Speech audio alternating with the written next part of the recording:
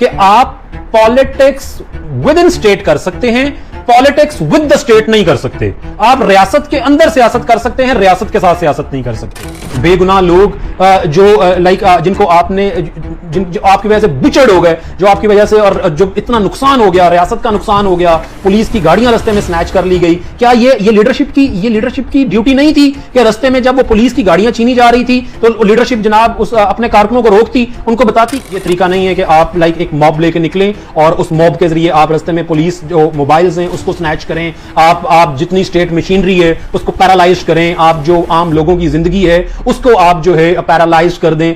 This is not a political behaviour, to be very honest. अगर मैं ये कहूं ये बिल्कुल भी किसी तरीके से पॉलिटिकल बिहेवियर नहीं है। औज़ुबिल्लाहि बिस्मिल्लाहिर्रहमानिर्रहीम। नाज़रीन, आज जिस मौजू के ऊपर मैं अपना ये वीडियो मैसेज रिकॉर्ड कर रहा हूँ ये बड़ा इंपॉर्टेंट है और रियासत पाकिस्तान के साथ जो मेरी वाबस्तगी है ये उसको जाहिर करेगा। नाज़रीन, 2022 में मैंने जो तहरीक पाकिस्तान को ज्वाइन किया, मेरा उस वक्त एक नज़रिया था कि मैं हाफिज़ साद हुसैन रिजवी को एक प्रोग्रेसिव लीडर समझता था और मैं समझता था कि हाफिज़ साद हुसैन रिजवी एक यंग, वाइब्रेंट और डायनेमिक लीडर है जिसके साथ काम करके मैं पाकिस्तान के अंदर एक प्रोग्रेसिव पॉलिटिक्स जो है उसमें अपना जो है एक अमली किरदार जो है वो अदा कर सकता हूँ। नाज़रीन, मैंने बतौर कैंडिडेट तहरीक पाकिस्तान को ज्वाइन किया, लेकिन कुछ ही अरसे बाद मेरे काम को देखते हुए मुझे पंजाब का डिप्टी सेक्रेटरी जनरल बना दिया गया। जैसे ही मुझे पंजाब का डिप्टी सेक्रेटरी जनरल बनाया गया, मैंने अपना कारोबार, अपनी वकालत, अपने तमाम बिजनेसेस, टीचिंग, हर चीज को मैंने सेक्रीफाइस कर दिया, क्योंकि ना ओहदा मेरी मंजिल थी ना असेंबली मेरी मंजिल थी। हाँ, पाकिस्तान की बेहतरी के लिए एक जबरदस्त प्रोग्रेसिव पॉलिटिकल पार्टी तहरीक पाकिस्तान को बनाना ये मेरा एम था और ये मेरी मंजिल थी। मैं कोई भी इशू आया है उस इशू के ऊपर आपने धरना की जो है पॉलिटिक्स की है, आपने लाहौर से इस्लामाबाद मार्च का ऐलान कर दिया। Under the constitution this is your right, आप कर सकते हैं। I always stand with the constitution of the country, but at the cost of instability in the country, at the cost of making unrest within the country। ये long marches और ये धरने नहीं हो सकते। फलस्तीन के लिए जो है हमने रैली निकालनी थी फैजाबाद से अमेरिकन एम्बेसी, और उसके बाद फिर ये लाहौर वाला सारा इशू हो गया।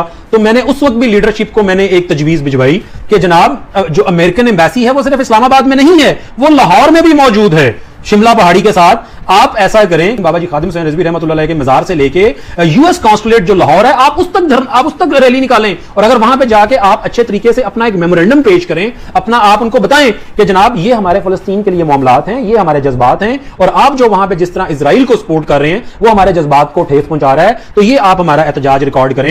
मैं एक बात बड़ी क्लियर करता चलूं कि आप पॉलिटिक्स विद इन स्टेट कर सकते हैं, पॉलिटिक्स विद द स्टेट नहीं कर सकते। आप रियासत के अंदर सियासत कर सकते हैं, रियासत के साथ सियासत नहीं कर सकते। और यही बात मैंने हमेशा से being a member of Tehreek Pakistan top tier leadership को हमेशा बताने की कोशिश की। रियासत की इज्जत भी बच सकती थी। बेगुनाह लोग जिनको आपने जो आपकी वजह से बिछड़ हो गए, जो आपकी वजह से और जो इतना नुकसान हो गया, रियासत का नुकसान हो गया, पुलिस की गाड़ियां रास्ते में स्नैच कर ली गई। क्या ये लीडरशिप की ड्यूटी नहीं थी कि रास्ते में जब वो पुलिस की गाड़ियां छीनी जा रही थी तो लीडरशिप जनाब उस अपने कारकुनों को रोकती, उनको बताती कि नहीं ये चीजें हमें बैन करवाएंगी, ये चीजें हमें एक टेररिस्ट डिक्लेयर करवाएंगी। लेकिन जब कोई ऐसी चीज हुई हमने उसको अप्रिशिएट किया। देखा जी कि जनाब हम इतनी पावर रखते हैं कि हमने पुलिस की वैन ले ली, हमने प्रिजन वैन ले ली, हमने वेपन्स छीन लिए, हमने उसको ग्लोरीफाई किया।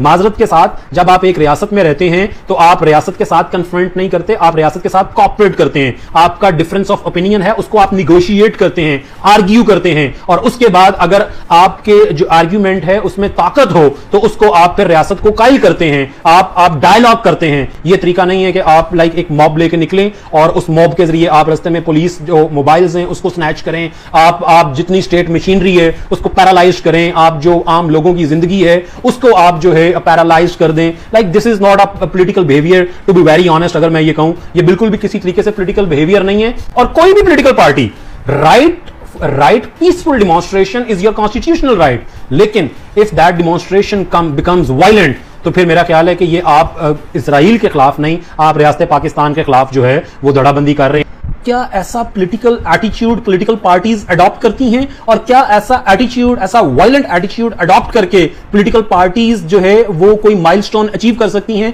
The answer is no. तरफ आपकी लेजिस्लेटिव बॉडीज पड़ी हुई हैं, आपके इंस्टीट्यूट्स पड़े हुए हैं, और दूसरी तरफ by just taking 2-3,000 people you always start marching towards Islamabad and ask के लाइक हमारे ये वाले मुतालबात पूरे कर लिए जाएं। This is non tolerable. ये पाकिस्तान नहीं, ये किसी और भी प्रोग्रेसिव कंट्री में हो, ऐसा एटीट्यूड जो है, ऐसा वायलेंट एटीट्यूड, इसको कभी भी जो है किसी सूरत भी ग्लोरीफाई नहीं किया जा सकता, इसको बैक नहीं किया जा सकता। और आपने ऐसा वायलेंट एटीट्यूड अडॉप्ट करके अपने जो पॉलिटिकल वर्कर्स हैं उनको आपने मुश्किल में डाल दिया, आपने अपने कैंडिडेट्स को मुश्किल में डाल दिया, आपने अपनी पूरी की पूरी पार्टी को आपने जो है मुश्किल में डाल दिया। 16 डेज हो गए हैं।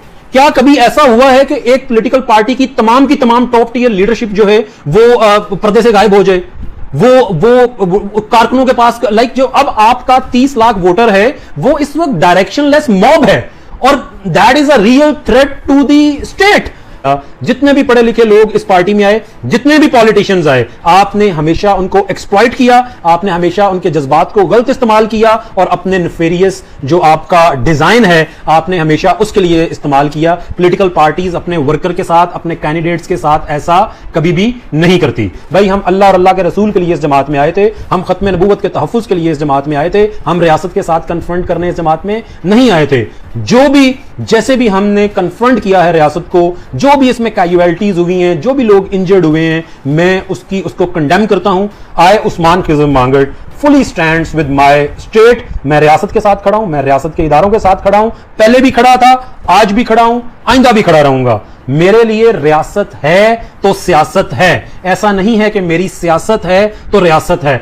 सियासत मेरा कारोबार नहीं है, मैं एक पॉलिटिकल वर्कर हूं। सियासत मेरा शौक हो सकता है, कारोबार नहीं हो सकता।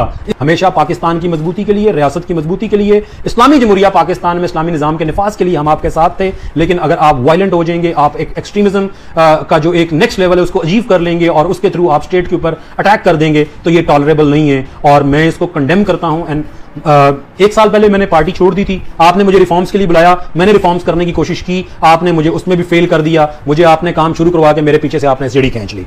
तो मैं आज दोबारा ऐलान करता हूं कि तहरीक लबैक पाकिस्तान के साथ मेरा कोई ताल्लुक नहीं है, रियासत पाकिस्तान के साथ मेरा ताल्लुक है।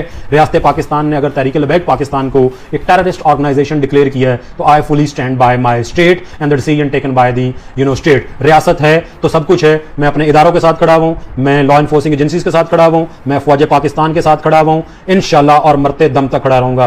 पाकिस्तान जिंदाबाद।